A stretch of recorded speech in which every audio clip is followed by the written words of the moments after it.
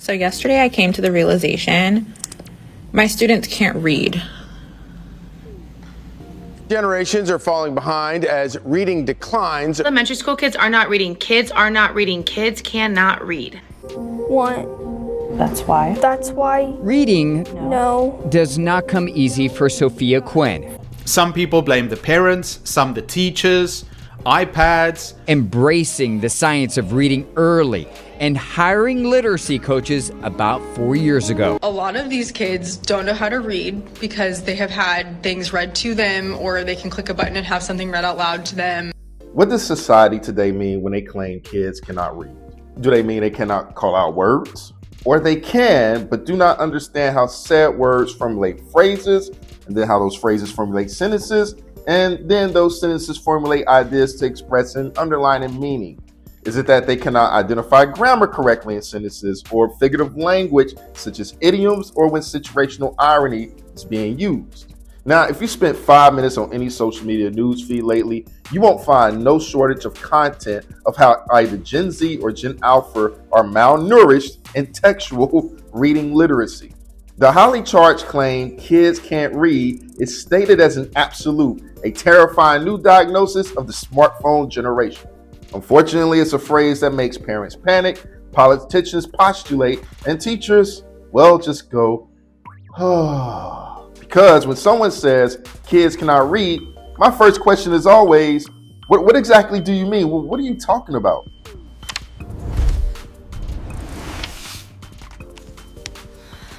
And again, I bring up more questions because is it a matter of mechanical deficiency and phonetically decoding that the younger generation cannot look at the word cat and pronounce the sound as is that what it is? I mean, let's get after it here. For a very small percentage of students, yes, that is the core battle. These are students with profound phonological processing issues who require incredibly intensive specialized support in the foundational mechanics of the quote-unquote science of reading. But for most students categorized as cannot read at the middle or high school level, that's just not it. They can actually call out the words just fine. Now, I put this to the test quite frequently when I randomly select students to oral read, and they do well given the opportunity to practice their fluency. And before you come at me and tell me that you can't put kids on the spot like that, their senses and they'll get emotional and they'll feel embarrassed. Now, calm down. I'm very much aware of their statistical academic data in terms of who wouldn't mind doing an oral reading and who absolutely not to call on. So the random selection is really teacher selection. However, after the oral reading is done is when the problems occur. Hey, tell me what you read. I don't know what this just said. I have no idea. Today's typical students do not understand how the words formulate phrases, let alone identifying this grammatical practice of being a gerund, infinitive, or prepositional phrase and how that affects the overall meaning of the text. To them, reading a paragraph isn't an experience of building an idea, it's a list of chores. They began to read one word, then another word, and then by the time they get to the 10th word, they've forgotten what word number one meant or what it was. What they have an abundance of lack in is reading stamina, and the cognitive load of decoding is still too high, or they never learned to manage their working memory in the first place.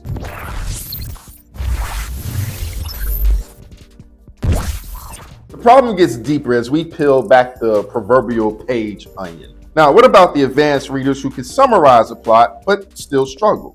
When a text requires them to identify grammar correctly in sentences to understand nuanced meaning, or when they encounter figurative language like a simple idiom, they take it quite literally. They don't know to go beyond the literal aspect to understand what the figurative implications are. If the text says he was feeling blue, they start looking for smurfs, or if they're really diabolical, suffocation if the background knowledge is present to realize the tongue-in-cheek humor. The point is, they miss the joke when situational irony is being used because they can only process information at the surface's most linear level. They cannot infer, they cannot synthesize, and they cannot read in between the lines, which is really what inferencing is, or inferring, excuse me. So, Cannot read isn't a diagnosis. It's a vast spectrum of reading skill deficiencies. And if we want to fix it, we have to know where on the spectrum our students are falling off the wagon. All right, let's get into some hard data because this isn't just about anecdotal teacher frustration. According to the latest National Assessment of Education Process, or NAEP, often called the nation's report card, reading scores have experienced unprecedented declines in recent years. In its 2022 assessment, average reading scores for both 4th and 8th grade students were lower by 3 points compared to that of 2019. This tremendous drop obliterated decades of agonizingly slow progress. Only about 1/3 of students are reaching the proficient level, and that is a travesty in and of itself. And when we drill down into the numbers, the cannot read gap becomes painfully clear. This is not an even decline. The students who were already struggling are now struggling significantly more. This same report card data consistently shows that students from a variety of demographics are disproportionately falling below the basic level. For example, in 4th grade, the reading score gap between Black students and white students and Hispanic students and white students remains stubbornly wide, representing a difference of nearly 2 grade levels in skill. But hold on now, while I'm mentioning this demographic data, let me add more anecdotal evidence to hold my own culture accountable. When attending professional development about these reading deficiencies, these deficits, you'll hear a lot of the Ruby Payne, poverty, poverty, poverty. The kids are behind because of financial woes and poverty, as if we just lose moral standing just because a lack of money is involved. When financial situations are destitute, we're immediately going to resort to a life of crime. It's usually the implied suggestion here. When in reality, the present Black culture simply just celebrates and embraces dysfunction. From the drill music poisoning young minds to the political softening of criminal behavior in most middle or even upper class African Americans turning a blind eye to it to simply focus more on racism, these academic reading drops will continue to happen because the accountability among ourselves is just not happening. We know where the problems are, but the question is, how do we as busy teachers find the time to fix 20 different reading deficits in a single class period? And hold on, you don't do it with a 45-minute lecture on phenomes. You do it by embedding targeted micro practice into your daily routine. On my end, I am planting seeds and helping students ease into complicated reading text practices with interactive bell ringers and other simple apps for my EdTech tools and game store. Come follow me over here to the screen. So what I want to do really quickly is demonstrate what these single web page offline HTML file software activities. This is something that you can actually use for a warm-up, for example, because it's only 4 pieces of figurative language. If you teach in English, you can actually just have students come in. They can come number their papers 1 through 4 because we have 4 sentences here. You can start a timer right here. They got 7 minutes or whatever the case may be from the time that it's transitions in terms of the kids getting water, restrooms, moving from class to class until, and when they actually get in, they immediately get started with this work. So here we have, when they're done actually writing this down, this timer is up. What I usually do is we go over it and I have students come in and then we will have them come in and actually drag the actual answer. This first one is irony. A famous dentist who constantly lectured the community about proper floss and had to have all his own teeth removed due to severe decay. That's irony. 6 slippery seals silently slid down a smooth slope toward the swollen sea. That is going to be alliteration. This way, the reason that this is like this, and one of the things that I wanted to actually do was the whole point is to just create engagement, because students have a hard time, at least our students anyway, when they're reading these sentences in regular text, identifying what the figurative language is. So some things have to be broken down and sort of chunky. You want to try to raise the engagement with reading. This is actually one good way to actually do it, especially if you're just getting daily practice in. This is one of the tools that you can actually use off of my store for that figurative language practice. I needed tools that were immediate, engaging, and above all, diagnosable. So these aren't just games. They're 5-minute skill checks that target specific areas of that cannot read spectrum we just discussed. Let's talk about the elephant in the room, technology. probably more specifically social media and technology. You often hear that smartphones, TikTok, and ChatGPT are the reasons that kids right now all of a sudden cannot read. And it's partially true, but it's a lot more complex than that. Long gone are the days of when I was in elementary and middle school, where they used to keep computers on a rolling cart and teachers had to check out those devices for that particular class to use on a given day. And imagine back when I was in school in the 90s, teachers are sharing this. It's like what, maybe 50 to 60 teachers that have to check out that technology in order to use it. Those days are long gone. There's no more rolling carts, and there's none of that. Okay, technology is in abundance. Where back then it was very limited, but now that I look back at it in hindsight, it was to our benefit. Technology has fundamentally changed the way our brains receive and process information. We're now accustomed to reading for scanning. That's what the internet has trained us to hunt for. It's trained us to hunt for keywords, jump to hyperlinks, and move to the next snippet within seconds. And this is excellent for efficiency, but it's terrible for deep reading. Deep reading, the kind required to analyze a complex novel or a dense history textbook, requires the cognitive slowdown. It requires sitting with discomfort. Now, when a student reads primarily on a screen, they're battling distraction at a neurological level. Heck, not only just students, but when adults are battling like reading off of a screen, they're dealing with the same things, honestly. I can't tell you how much my own focus and attention has declined since adopting an iPhone as early as 2011 for myself. So all the pings and pop-ups, that was a terrible sound effect, by the way, but all those sound effects give us an instinctive itch to swipe up and down. And all that swiping does is just works against us, against the singular focused attention required for true comprehension and retention. Yet, pay attention to the name of this channel. It is EdTech and Teaching Strategies, not Luddite and Luddite strategies. If you catch that, literary reference there. I still believe technology is also the greatest partner we have for intervention because it allows for differentiation at scale, and text-to-speech tools help students with dyslexia access to grade level content. If you look at my old channel, you'll see I made a video about is gamification harmful to students, but really what it can do is it can turn very boring activities into really engaging. It could really raise the engagement level of a classroom. So I'm still pro gamification if used in context and properly. Digital tools are a diagnosis and practice partner, but we cannot rely on them to be the final medium. Now, this leads to a crucial teacher strategy.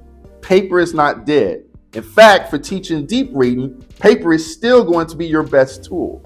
There's a video that I recently watched. I saved it to my watch later so I can keep reference of it, but I'll link it down in the description below. But you need to check out this young man's video analysis on why paper is still the best way for not only just students, but human beings in general. It's still the best way for us to gain and achieve deep reading and to learn pretty much anything off of. And technology still, again, has its place, but paper is going to be by far, large and wide, your best go-to, even in our state today as we learn as human beings. Numerous studies confirm that reading from print leads to significantly better comprehension, especially of long-form nonfiction text. So this is due to a fascinating neurological concept called spatial memory. So when you read a physical book, your brain subconsciously maps the text, and you remember that a specific fact was located on the bottom left page about halfway through the book, for example. So this physical anchoring helps your brain synthesize and retain the narrative arc. On a screen, the text is constantly scrolling. There is no spatial map, and the brain treats every screen of text as an isolated event. When we allow students to only read digitally, we're denying them the cognitive scaffold they need to build reading stamina and memory. Use technology for practice and access, but for deep reading, put a physical text in their hands. As much of a tech nerd as I am, I have slowly removed Chromebook usage on a lot of days where the reading is supposed to be super heavy.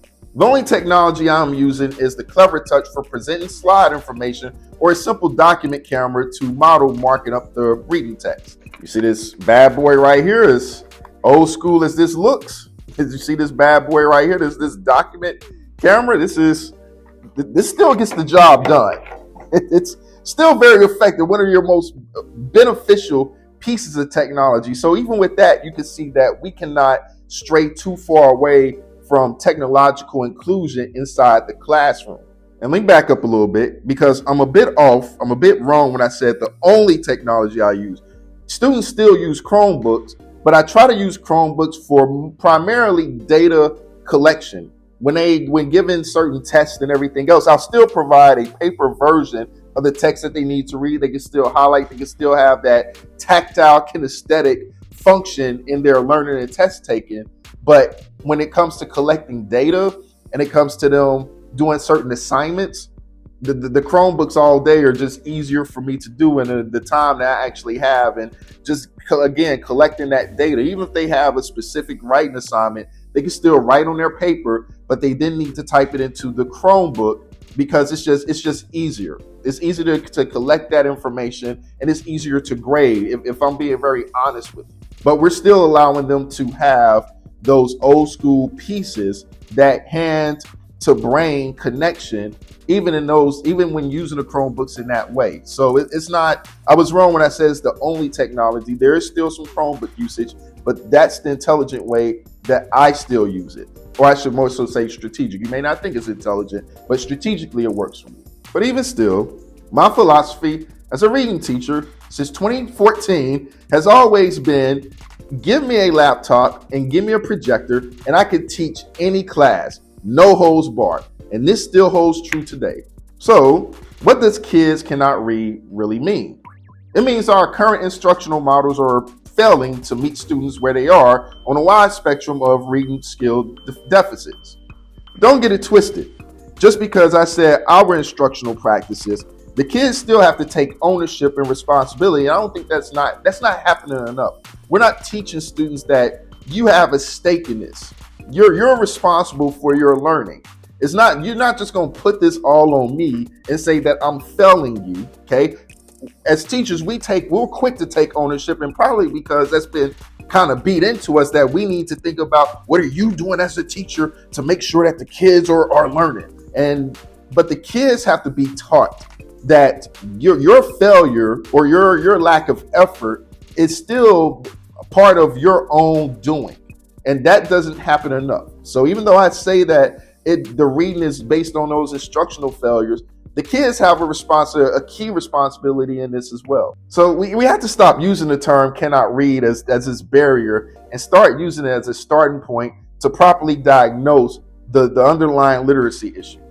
Removing cell phones and making computer use spare has had a huge impact on my own classroom performance and student behavior. Cell phones just lead to social media drama and focusing the students' attention on, to put it bluntly, BS. And as one author said, it's like giving kids dynamite. And I think that's what's happened with cell phone usage. But technology in the teacher's hand can be the sword pulled from the stone if wielded correctly. It is our Excalibur if we know how to use it right. I advise you to go retro and enjoy simple apps to recreate those simple times you once had in teaching or crave to have now. Go to the EdTech Tools and Games store right now in the description box below, or the pinned comment preferably, and I'll see you on the other side.